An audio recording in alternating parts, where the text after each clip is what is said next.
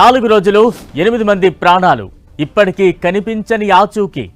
శ్రీశైలం ఎడమగట్టు కాల్వ tunnel ప్రమాదంలో సహాయక చర్యలు రోజురోజుకు కష్టంగా మారుతోంది. సహాయక చర్యలు 4వ రోజుకు చేరుకున్న కార్మికుల జాడ దొరక్కపోవడం అందరినీ ఆందోళనకు గురిచేస్తోంది. గల్లంతైన వారి ఆచూకీ కనుక్కునేందుకు సొరంగ మార్గంలోని ప్రతికూల పరిస్థితులే ప్రధాన అడ్డంకిగా మారాయి.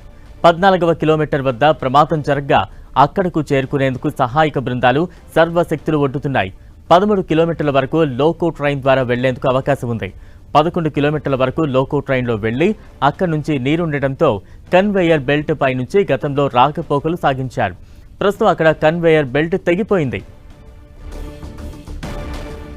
ఇక ఎస్ఎల్బీసీ టన్నెల్ వద్ద సహాయక చర్యలపై మరింత అప్డేట్స్ అందించేందుకు మా ప్రతినిధి ప్రసాద్ సిద్ధంగా ఉన్నారు. ప్రసాద్, బలరాం, ఎస్ఎల్బీసీలో మాత్రం సహాయక చర్యలు కంటిన్యూగా కొనసాగుతున్నాయి. దాదాపు 4 రోజుల నుండి ఏదైతే రెస్క్యూ టీం ఉందో రెస్క్యూ టీము దాదాపు 8 టీములుగా ఏర్పడడం జరిగింది. 8 టీములు కూడా మొత్తం 8 మంది కార్మికులను తీసుకొచ్చేందుకు 4 రోజుల నుండి తీవ్రంగా శ్రమిస్తున్నారు. అయినప్పటికీ కార్మికుల ఆచూకీ మాత్రం లభ్యం కావడం లేదు. ఇప్పటికే రాష్ట్ర ప్రభుత్వం ప్రత్యేకంగా దృష్టి సారించడం జరిగింది. ముగ్గురు మంత్రులని ఇక్కడికి మరి కాసేపట్లో చేరుకునే అవకాశం ఉన్నట్లు సమాచారం అందుతుంది. రాష్ట్ర ఉప ముఖ్యమంత్రి బట్టి విక్రమార్క, అదేవిధంగా కోమటిరెడ్డి వెంకటరెడ్డి, ఉత్తమ్ కుమార్ రెడ్డి వీళ్ళు ముగ్గురు కూడా ఈ టన్నల్కు చేరుకునే అవకాశం ఉంది. ఎస్ఎల్బీసీలో జరిగినటువంటి ఘటన పైన అధికారులు మొత్తం సమన్వయం చేస్తూ ఎప్పటికెప్పుడు అప్డేట్ తీసుకుంటున్నారు. అదేవిధంగా ఏదైతే ఇప్పటికే అక్కడ ఉన్నటువంటి రెస్క్యూ టీం మాత్రం తీవ్ర ప్రయత్నాలు కొనసాగుతుంది. మొత్తం ఆర్మీ, అదేవిధంగా నేవీ టీము, అలాగే ఎస్ఆర్డీఏ సంబంధించిన వాళ్ళు అనేక మంది అక్కడ ఉన్నప్పటికీ ఏదైతే టన్నల్ 13 కిలోమీటర్ల దగ్గర వరకు వెళ్లడం జరిగింది. అయితే ఇంకా 300 మీటర్లు దగ్గరకు వెళ్తే కార్మికులను గుర్తించే అవకాశం ఉంది. అయినప్పటికీ అక్కడ వెళ్లలేని పరిస్థితి, బురద నీరు ఉండడంతో పనికి ఆటంకం కలుగుతుందనేది రెస్క్యూ టీం చెబుతూ ఉంది.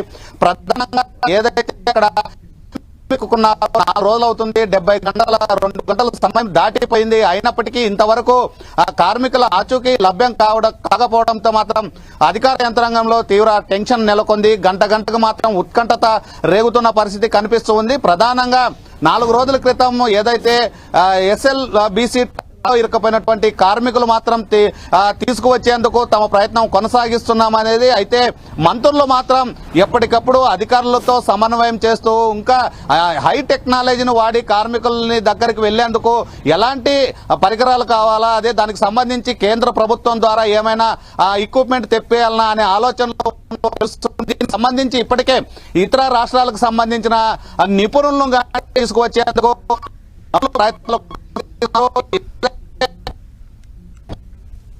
ఎవరైతే ఎక్స్పర్ట్ ఉంటారో వారిని తీసుకువచ్చేందుకు కానీ ప్రత్యేకంగా దృష్టి సారిస్తున్నారు. వాళ్ళని తీసుకురావడానికి ప్రత్యేక హెలికాప్టర్, అవసరమైతే విమానం ద్వారా వాళ్ళని తీసుకువచ్చే ప్రయత్నాలు చేయాలనేది రాష్ట్ర ప్రభుత్వం నిర్ణయం తీసుకుంది. ఇప్పటికే నేవీకి సంబంధించిన ఏవీ టెక్నాలజీని తీసుకురావడం జరిగింది. లోపల బలరాం, అంటే కార్మికులు చిక్కుకున్న ప్రాంతానికి ఇంకా ఎంత డిస్టెన్స్ లో రెస్క్యూ బృందాలు చేరుకున్నాయి, ఇంకా వారి వరకు చేరుకోవాలంటే ఇంకా ఎంత గ్యాప్ ఉంది, ఎంత డిస్టెన్స్ ఉంది, దానికి సంబంధించిన అప్డేట్స్ ఉన్నాయా? బలరాం, ఇప్పుడు ప్రధానంగా 14 కిలోమీటర్ సొరంగం ఉంటుంది. ఇప్పటి వరకు 13 కిలోమీటర్ల 800 మీటర్ల వరకు వెళ్లడం జరిగింది. ఇంకా 200-300 మీటర్లు దగ్గరకు చేరుకుంటే వారిని గుర్తించే అవకాశాలు ఉన్నాయనేది రెస్క్యూ టీం చెప్తూ ఉంది. అయితే అక్కడ వెళ్ళడానికి మాత్రం తీవ్ర ఆటంకం కలుగుతుంది. బురద ఉండడంతో 5-6 అడుగులు బురద ఉండడము, నీరు ఉండడము, పైన నుండి మట్టి పడడంతో అక్కడికి చేరుకోలేకపోతున్నామనేది రెస్క్యూ టీం చెప్తూ ఉంది. దాదాపు 8 టీములు సింగరేణి, అదే విధంగా ఎన్డీఆర్ఎస్, ఎస్డీఆర్ఎస్, ఆర్మీ, నేవీ, అదే విధంగా హైడ్రా, ఇంకో టీమును కొత్తగా ఒక టీమును తీసుకురావడం జరిగింది. ఈ 8 టీములు కూడా విస్తృతంగా అక్కడ కార్మికులను తీసుకురావడానికి ప్రయత్నాలు కొనసాగిస్తున్నప్పటికీ అక్కడ ఉన్నటువంటి కార్మికుల జాడ కొంతగాని కనిపించకపోవడంతో మాత్రం రెస్క్యూ టీం గానీ అసంతృప్తిగా ఉంది అనేది స్పష్టంగా అర్థమవుతుంది. రోజు రాత్రి 12-1 గంట సమయం వరకు ఆ రెస్క్యూ చేస్తూ ఉన్నప్పటికీ అక్కడ ఉన్నటువంటి ఆనవాళ్లు ఎటువంటి ఆనవాళ్లు కనిపించకపోవడంతో నిరాశ లోనవుతున్న సందర్భం స్పష్టంగా కనిపిస్తూ ఉంది. టీములుగా వెళ్తూ ఉన్నారు. అయినప్పటికీ ఎక్కడ కూడా 8 మంది కార్మికుల జాడ ఇప్పటి వరకు గుర్తించకపోవడంతో అధికారులు మాత్రం ఒక టెన్షన్ నెలకొన్న సందర్భం కనిపిస్తుంది. 72 గంటల సమయం దాటిపోయింది. అయినప్పటికీ ఇప్పటి వరకు 8 మంది కార్మికుల్లో ఎవరు కూడా కనిపించని పరిస్థితి. అయితే ఏదైతే ఒక వర్క్ జరిగే ఒక రోజు ముందు మాత్రం వాళ్ళ కుటుంబ సభ్యుల్లో ఒకరు ఫోన్ చేసి మాట్లాడినారనేది నిన్నటి రోజుగానే మంత్రి కోమటిరెడ్డి కానీ చెప్పడం జరిగింది. ఆ ఫోన్ చేసిన సందర్భంలో రింగ్ అయింది, తర్వాత ఫోన్ స్విచ్ ఆఫ్ అయింది.